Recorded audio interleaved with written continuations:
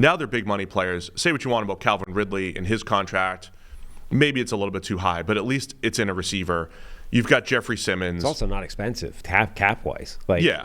So they're big money. Like, cap number this year, it's still Harold Landry is their highest cap number. Jeffrey Simmons, who signed a big extension, but Landry's and is their best player. Closer to an end, right? Sure. Jeffrey Simmons, who signed his extension and is their best player overall, right? So that makes sense. DeAndre Hopkins, who was huge in terms of giving Will Levis somewhere to go last year with the football. And then Calvin Ridley, who's only on the hook for $10 million in a cap hit this year. Which, okay, contract looks fairly pricey for him, but $10 million as a cap hit for Ridley for this year. I'm just saying those things will add up in the coming years. But sure, I prefer the money in those types of players. L'Jarius Sneed. They bring in Chidobe Awuzie, which I think is a nice But remember, the 49ers going into this offseason had 5 guys over $20 million. The Titans have 2, and they have 2 more above 10. Yeah.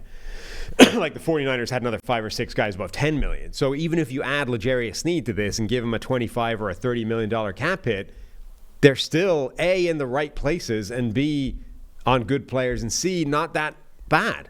Like, they don't have that many guys with a big hit. All right, so all that said, offensive line. That was a good well, no, that was a good one-off. Cut that as a one-off. L'Jarius Sneed to the Titans. We've got to producing the thing. Yeah, I'm just saying we have a separate video there. I'm just trying to help. So, according to Young Michael, their biggest need is actually tight end, which is that's wrong though, because Okonkwo is pretty solid. Right. I don't quite understand or agree with that. And also, when you itemize the offensive line rather than looking at it holistically, yes. We know that left tackle is the massive need. I've said before, Joe Alt. Yeah. I am running a 4-3 to the podium. After it's 40 yards away. Debating it for 15 minutes. If it's a 30-yard sprint, I'm still running 4-3 probably. Pick number 15, the Indianapolis Colts. Now, here's a tough one for needs. Yeah, they've done a pretty good job of filling the starting spots. What I also mean in terms of, like, they have a whole bunch of as yet unproven athletic freak shows that could all be seen as needs and or solutions. Yeah, it's another interesting one. Again, I will repeat, I still think the corners are so unproven that they're needs, but they're all in their first or second year. So here's an interesting team for the terrible argument that you were trying to make for the Chicago Bears. I think you have a much better case here, where the Colts have Michael Pittman Jr., who they re-signed long-term. They have Josh Downs, who they drafted last year and looked pretty useful as a slot guy. But then Alec Pierce is their number 2 receiver.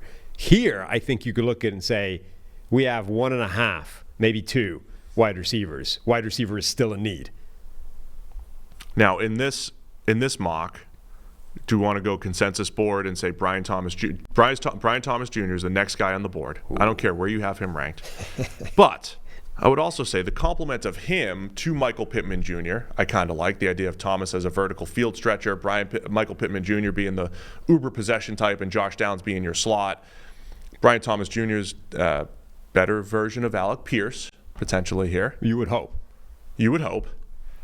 You want to do that? Okay. Because why not? You said you wanted funny. This is funny to you. But, kind of chalk for a lot of others. Yeah, this would make sense. He is, this is where his skill set belongs if it works at the NFL level. We're trying to do right by Anthony Richardson, so let's do that. Brian Thomas Jr., LSU receiver, going at pick 15. There you go. To the Colts. I think he fits the athletic profile that the Colts would want as well. Yes, absolutely. Jacksonville Jaguars up at pick 17. Okay. Another team that needs a little corner, offensive line help. Corner, you could say. They brought in the rent-a-corner, Ronald Darby, right? Isn't he there? Rent-a-corner. Yeah, he's the new Prince of Mukamara. Nobody has any idea what any of that means. No, they don't. Don't lose energy. Keep the energy up here. I'm searching for. I'm talking to myself, but we're halfway through the first round here. There has to have been a center taken. You have Ronald Darby and Tyson Campbell. Campbell's probably due to get paid at the end of this year. You just forget the center thing. Pouncey was 18, and somebody else was 18 as well. Garrett Bradbury was 18. Oh, there we go. That's rough.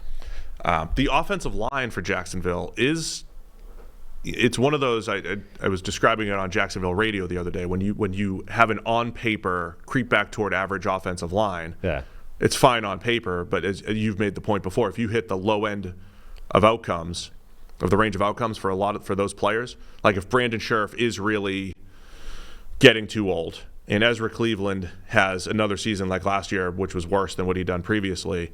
Mitch Morse is just okay. Anton Harrison at right tackle doesn't develop in year 2. It looks bad. Yeah. But you could also play the other side of that where it's like Cleveland's played better, right. Morse has been solid, Scherff has been better. And Anton Harrison takes a step forward in year 2, then they're solid.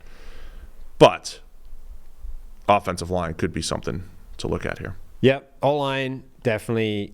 One more year of Cam Robinson, you could do a future-proofing of tackle. You could again. Nah, you can't future-proof when we're taking needs. Can't do it. It's not a need. You can't. Future-proofing is not a need. A need is day one starter. Does not imply acute needs. It does. Long-term needs. That's exactly what it applies.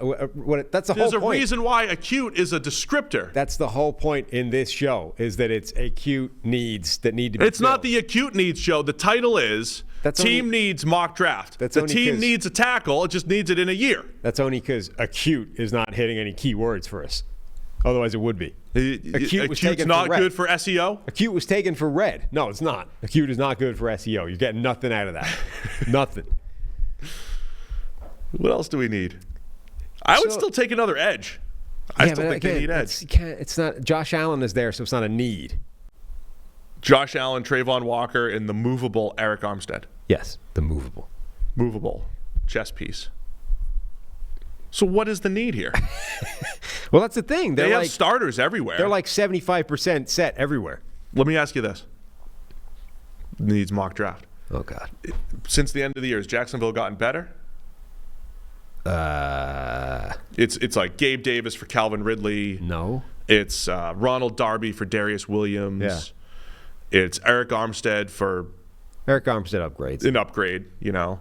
But that's it, right? Mitch Morse at center over Luke Fortner. Mitch Morse upgrades him. So minor upgrade there, minor upgrade in the Eric Armstead position, probably minor downgrade from Darius Williams to Ronald Darby, and minor downgrade from to Gabe Davis, even though I think stylistically that might be a better compliment. So maybe that's not a downgrade, it's just a lateral move. So if they did, it's a very small step forward. If you're going to... It feels like a bit of a push with just different players. Yeah. If you're going to make the J.C. Latham argument for Seattle, you could do that here. I know he's a right tackle in college, but he could come in and compete at left guard with Ezra Cleveland and maybe be the future left tackle as well. Or the future right tackle with Anton Harrison moving back to the left side. You make the argument for J.C. Latham. Is this is interior, actually, defensive tackle, the biggest need? That's a good one. Spot. Okay, there we go. Byron Murphy. Okay, so Roy Robertson, Harris. I always say that every time. Robertson, Harris, but it just wants to put the son on top. It's also my son's name. Maybe that's it. Maybe. Roy Robertson, Harris, Devon Hamilton, and whatever you think of Eric Armstead as interior players. Yeah. But they could use the undersized penetrator or smaller penetrator. I feel like defensive tackle is the biggest need here. So who's your top defensive tackle off the board? Our model says Byron Murphy. There you go. Byron Murphy the second. Let's take The second. The second. 2. Byron Murphy 2. And he's not. To the Jaguars.